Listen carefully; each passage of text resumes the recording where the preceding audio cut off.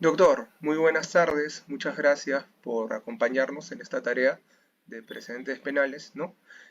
Bueno, mi nombre es Roberto Canani, también alumno de la Universidad Continental, y a continuación voy a dar pase a nuestro siguiente compañero. Muchas gracias. Doctor, muy buenas tardes, doctor Wilber. Muchas gracias por esta aceptación. Y también soy estudiante en la Universidad Continental. Mi nombre es Francisco Colque.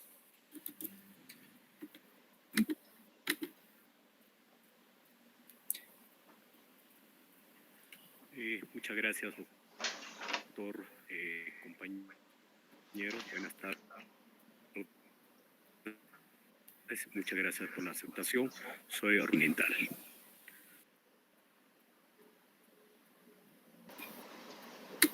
A ver, doctor, para iniciar, la primera pregunta nos indica, ¿no? Si el abogado penalista o procesalista penal considera que se debe reformar el artículo 15 del Código Penal. A ver, miren, en principio me presento, yo no me he presentado. Mi nombre es Wilber Arellano Laos, soy fiscal hace 6 años, soy fiscal adjunto titular de crimen organizado en la ciudad de Huancayo. Medio año, o 4 meses acá en Satipo, soy fiscal provincial ahora. Soy abogado desde hace mucho tiempo, vengo de trabajar en el Poder Judicial y tengo experiencia en el área penal sobre todo. En cuanto a tu pregunta, Kennedy, si se debe reformar o no, el artículo 15 en realidad es parte de la parte general del Código Penal que trata del error culturalmente condicionado.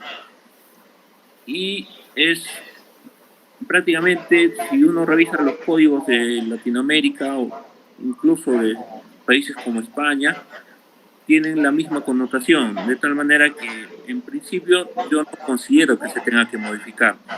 Sí, de repente, el tema de su aplicación, sí, yo considero que hay cosas, hay casos o situaciones donde se debería aplicar y otras no. ¿En qué casos sería, doctor? Mire, ya hay un acuerdo plenario, no me acuerdo el número exacto, pero búsquenlo, error culturalmente condicionado y violación sexual, en los que restringe, o por lo menos la Corte Suprema ha establecido una serie de parámetros en los cuales establece que no porque una persona alegue tener la condición de nativo, comunero, o de un grupo social protegido o que no tenga mayor roce o educación, automáticamente se le va a exonerar de su responsabilidad penal. Es decir, por ejemplo, acá en la selva, en Satipo, hay muchos casos de violación sexual. Los nativos, las comunidades nativas tienen por costumbre que pueden yacer o tener relaciones desde su primera menstruación, 12, 11 años, etc. Pero se presentan casos que llega a veces un nativo, a veces un colono le llaman acá, es decir, una persona de afuera que ha tenido educación, etc., y se integra a la comunidad.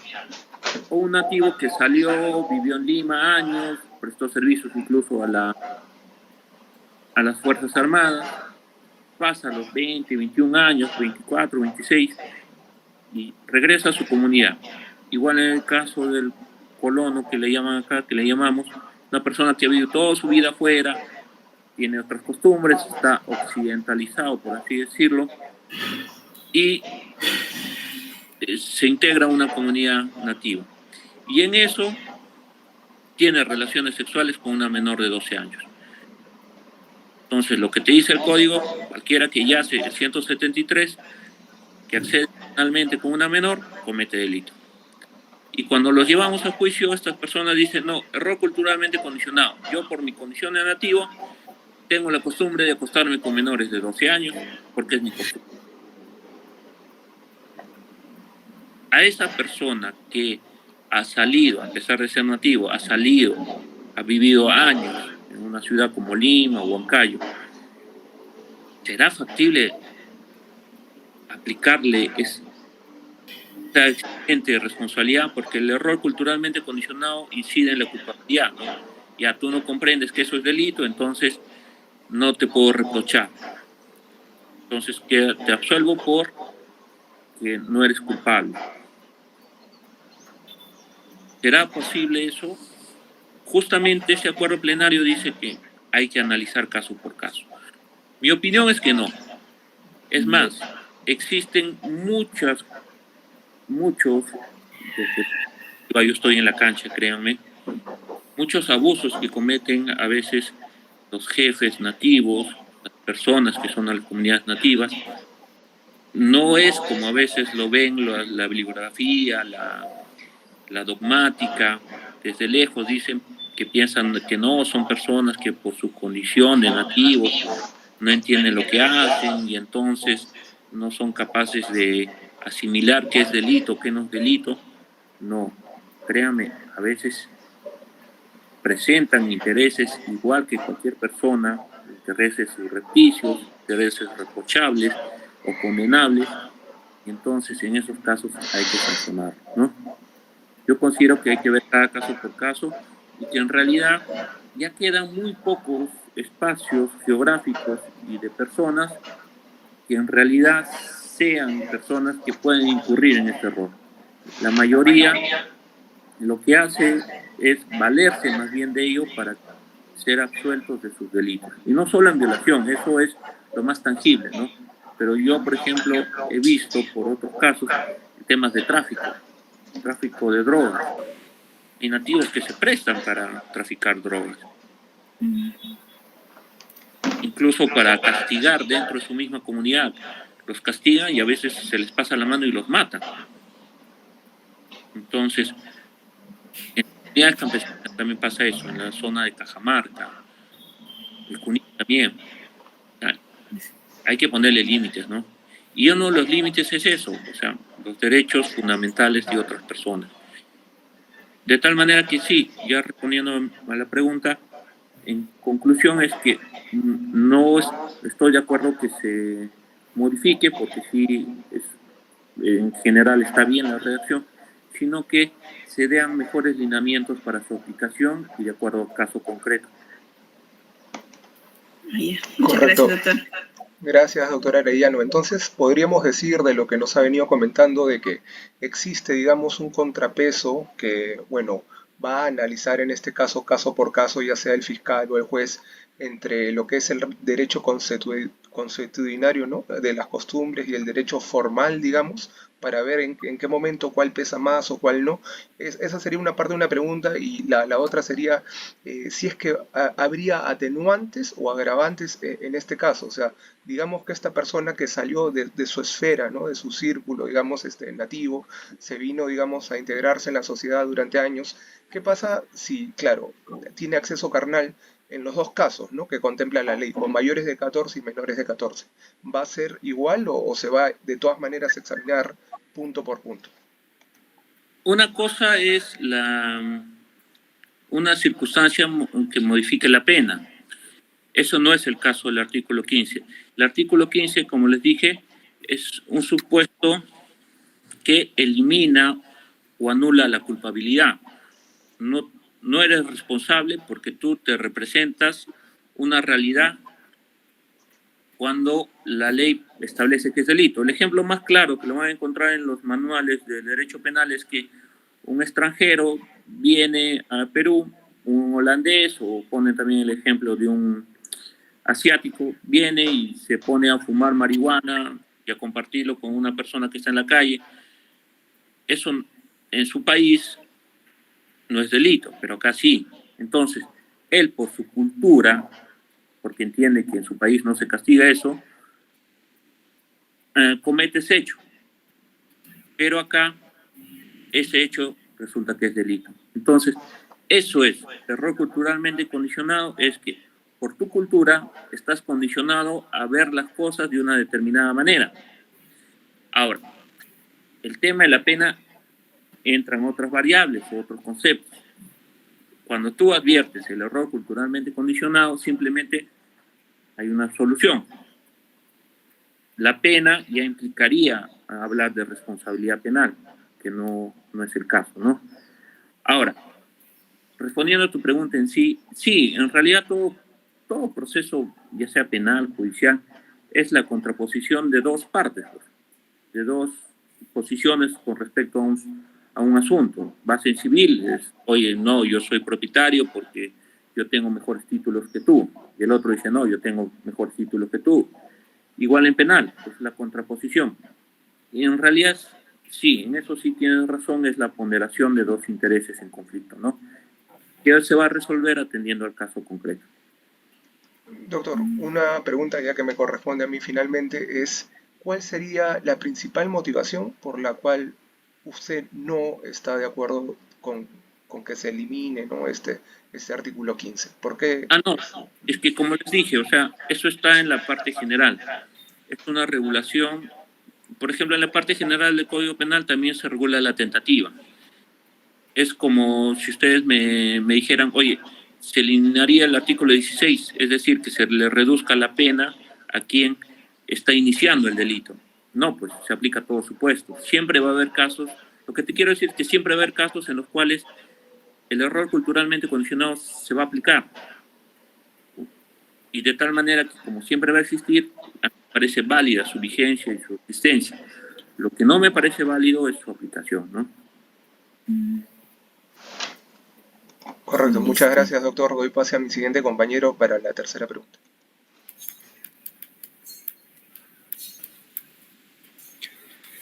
Muchas gracias, doctor.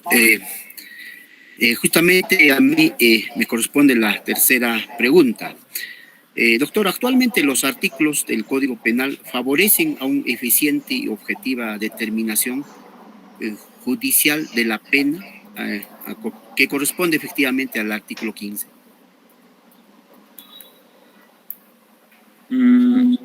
Bueno, a lo mejor me equivoco, pero mi posición es que no tendrían relación, ¿no? El artículo 15 con la determinación de la pena. De repente, en cuanto a la pena, eso está en el artículo 46, si no me equivoco, si lo encuentras responsable, es decir, ya no aplicarías el artículo 46, pero de todas maneras, sí lo aplicarías para la reducción de la pena. Sí lo puedes aplicar, ¿no? El hecho de que, bueno, es nativo. Eso está en el artículo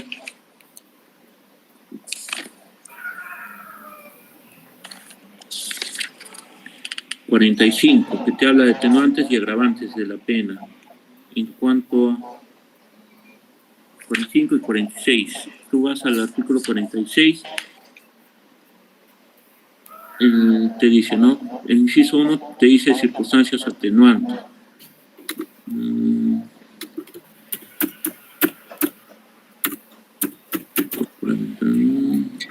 En caso de la reducción, doctor... por eso, un ratito, el inciso D del artículo 46 te dice influencia de apremiantes circunstancias personales o familiares, ¿no? Podría ser, ¿no? Pero no, en realidad, como les digo, no son dos conceptos que no se condicen, no se corresponden.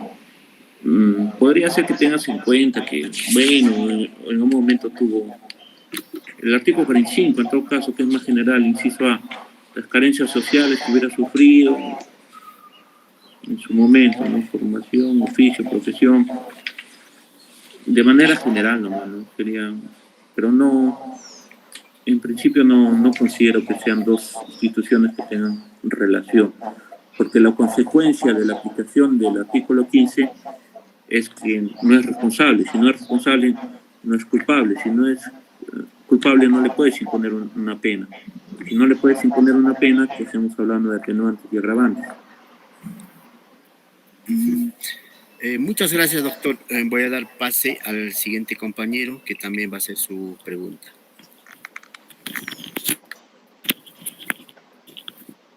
Muchas gracias, doctor. Doctor Burillano, la pregunta es, de acuerdo a sus palabras, ¿qué opinión tiene respecto al uso activo por parte del Ministerio Público y Poder Judicial sobre prevención preventiva como medida de coerción?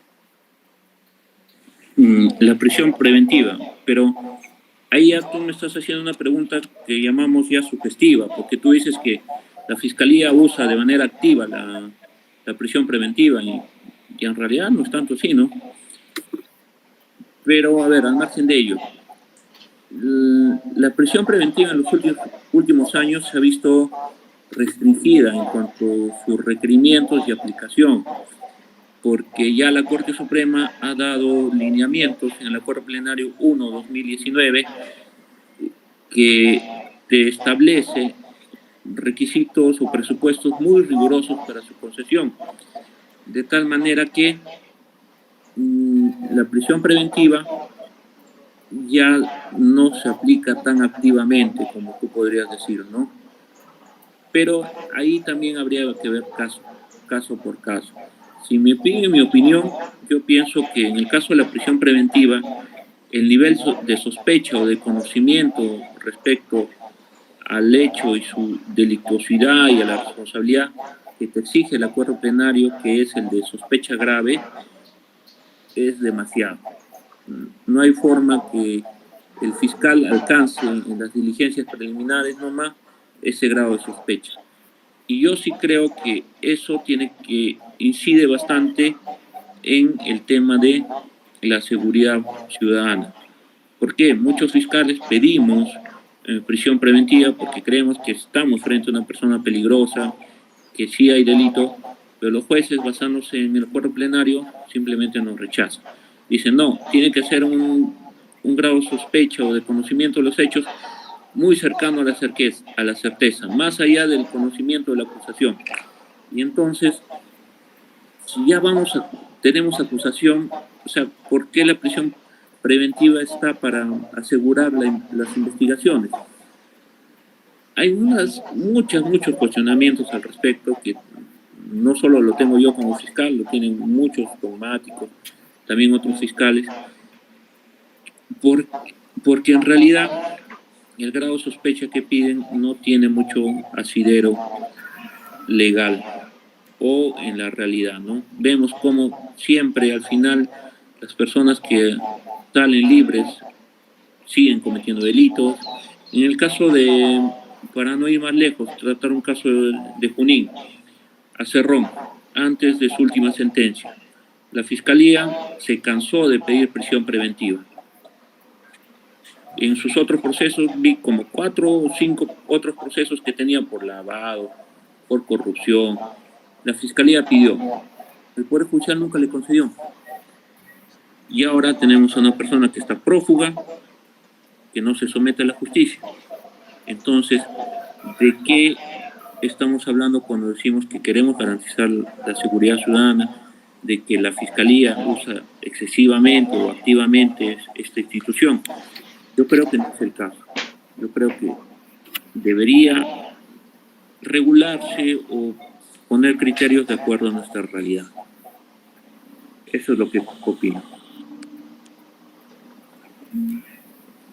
Yo. Roberto.